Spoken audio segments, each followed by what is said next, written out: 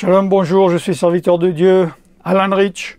Je parle le 10 octobre 2023 et il y a 2 jours, le samedi 7 octobre, au lever du soleil, le jour du Shabbat, 50 ans plus un jour après la guerre de Kippour, le Hamas attaque Israël et en quelques heures, cela est déclaré comme une guerre. En quelques heures, il y a plus de 700 morts. Et beaucoup de personnes me demandent si c'est le déclenchement de la guerre d'Armageddon, puisque, entre autres, le plus grand navire du monde, les Américains, sont en train de naviguer pour venir en Méditerranée. Je ne sais pas quelle date vous me regardez, je ne sais pas comment cela peut tourner, je ne suis pas prophète. Ce que je sais, c'est qu'avec le conflit en Israël, les choses peuvent changer du tout au tout en quelques heures. Ça peut s'empirer comme ça peut s'arrêter. Ça peut durer quelques jours alors que apparemment personne chez les spécialistes militaires disent que cela peut durer que quelques heures ou quelques jours encore. Cela est possible parce que c'est Dieu qui contrôle tout par rapport au temps prophétique qu'il a annoncé dans la Bible. On me pose la question précise, est-ce le déclenchement de l'Armageddon? La réponse ne peut pas être plus claire, non. Mais on est loin, mais très loin de cela. Dans Apocalypse, chapitre 16, qui parle donc de l'Armageddon, l'Armageddon, c'est la guerre finale avant le retour du Messie, avant l'arrivée du Messie, l'établissement du royaume de Dieu sur terre, où toutes les nations de la terre vont monter contre Jérusalem, contre Israël. Et nous voyons au verset 1, j'entendis une voix forte qui venait du temple et qui disait aux 7 anges, ce sont les 7 anges qui sont toujours en permanence devant Dieu, allez verser sur la terre les 7 coupes de la colère de Dieu. Et nous voyons que au verset 16, ils rassemblèrent dans le lieu, donc toutes les nations, appelées en hébreu Armageddon. Le 7e versa sa coupe dans l'air et il sortit du temple du trône une voix forte qui disait « C'en est fait ». Donc c'est lors de la dernière coupe. Mes frères et sœurs, bibliquement parlant, lisez, ouvrez votre Bible ou votre téléphone ou quoi que ce soit. Nous n'en sommes même pas à la première coupe. Contrairement à ce que beaucoup disent. La première coupe au verset 2, l'ange le premier alla, et il versa sa coupe sur la terre. Qu'est-ce que cette coupe? Un ulcère malin et douloureux frappa les hommes. Alors on peut penser au Covid, je suis sûr qu'il y en a qui avaient, entre guillemets, prophétisé cela, ou une chose qui va arriver ou qui est arrivée dans le passé. Non! Ouvrez votre Bible, vérifiez verset 2. Sur qui la première coupe fut versée? Sur qui?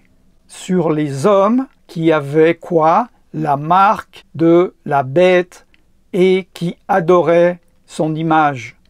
Est-ce que vous m'entendez? Est-ce que vous me comprenez? Est-ce qu'il y en a qui sont confus? Est-ce que dans toute cette confusion, ça atteint votre entendement? Ouvrez votre Bible. Ne dites pas oui, mais on m'a dit, oui, mais tout le monde croit. Lisez la parole de Dieu. Révélation, Apocalypse, chapitre 16, au verset 2. La première coupe frappa les hommes qui avaient la marque de la bête et qui adoraient son image. La marque de la bête sera donnée dans la 2e partie des 3 ans et demi de la tribulation. Ce sera le commencement de la grande tribulation. La tribulation n'a même pas commencé. Pourquoi? L'Antéchrist n'est pas encore là. Le temple n'est pas encore construit. Nous n'en sommes pas encore là. Mes frères et mes sœurs, que celui qui manque de sagesse la demande à Dieu. Si vous êtes obéissant, il va vous aider à comprendre la situation. Il faut comprendre l'entièreté des prophéties et ne pas tirer des versets hors contexte. Là, nous sommes en octobre. Des centaines, des milliers de faux prophètes sur la terre ont dit que mathématiquement, astrologiquement, astronomiquement, que l'enlèvement ou que la venue du Messie devait être en septembre 2023. Je suis là en octobre. Des mensonges. Ça fait des années que cela dure et que j'avertis, on se moque. Et je vous le dis, écrit dans la parole de Dieu, vérifiez. Nous ne sommes même pas au commencement des tribulations. Est-ce que cela peut être un déclencheur? Oui, comme je le dis, cela peut être un déclencheur qui va déclencher quelque chose, qui va déclencher autre chose, qui va déclencher comme des dominos, et au bout du 100e, ça sera le commencement.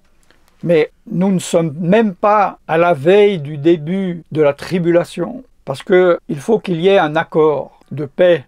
Est-ce que cela peut aboutir à un accord de paix? Peut-être. Mais il y a eu combien d'accords de paix depuis 40 ans? Là, nous parlons d'un accord de paix, l'accord de paix, le faux accord de paix, la fausse alliance de paix, fait avec l'Antéchrist. Et l'Antéchrist, il n'a pas encore montré le bout de son nez, malgré ce que beaucoup disent.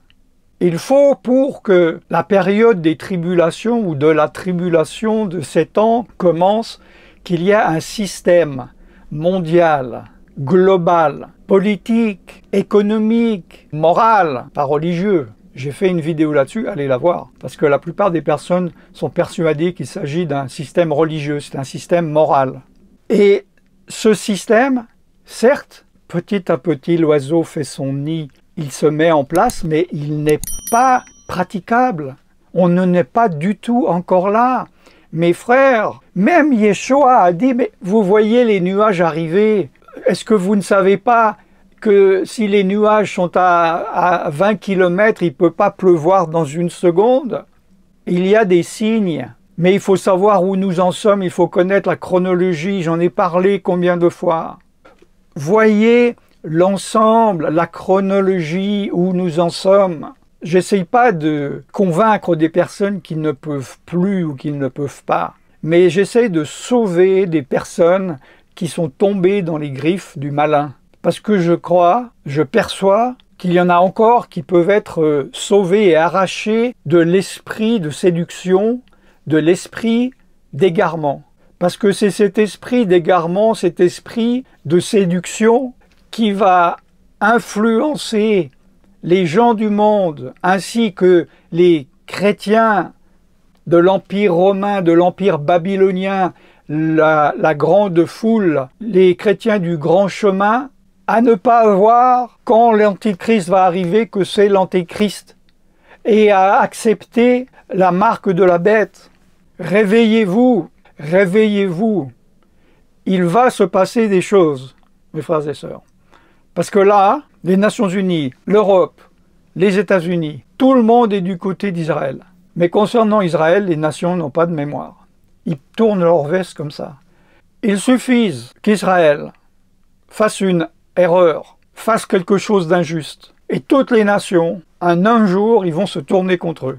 Parce que il va se passer des choses où il y aura une paix, mais il est dit que toutes les nations de la terre vont monter contre Israël. Donc, il va se passer quelque chose à un moment donné où Israël va faire quelque chose que toute la terre entière, les Nations Unies, les États-Unis, l'Europe, va se retourner contre eux, il va les attaquer.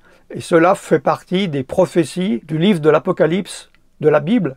Nous ne en sommes absolument pas là. Beaucoup de personnes disent « Oh, la Bible, les histoires de la Bible, c'est tellement merveilleux. J'aurais tellement voulu vivre dans les temps de la Bible. » Mes frères et sœurs, nous sommes dans les temps de la Bible.